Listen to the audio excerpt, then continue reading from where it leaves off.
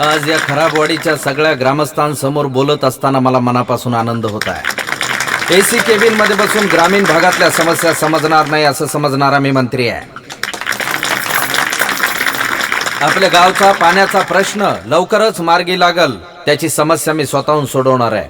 आपल्या गावच्या या खराबवाडीच्या नैऋत्येला मोठं धरण बांधून आपण गावातल्या पाण्याची समस्या कायमची संपवणार आहे. एवढंच नाही तर त्या धरणावर एक वीज प्रकल्प उभा करून गावाला विजेच्या बाबतीत स्वयंपूर्ण करण्याचंही मी माननीय मुख्यमंत्री महोदयांशी बोलण्याच्या विचारात आहे. तोही प्रकल्प लवकरच मार्गी लागेल याची मी तुम्हाला खात्री देतो.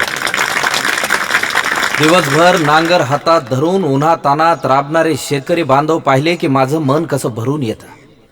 अशा वेळी मी असं ठरवलं, एकाही शेतात यापुढे नांगर दिसता कामा नये, माणूस बैल जोडी हाकताना दिसता कामा नये. मी स्वतः सर्वांना ट्रॅक्टर उपलब्ध करून देईल नांगरटीसाठी, प्रत्येक शेतकऱ्याला.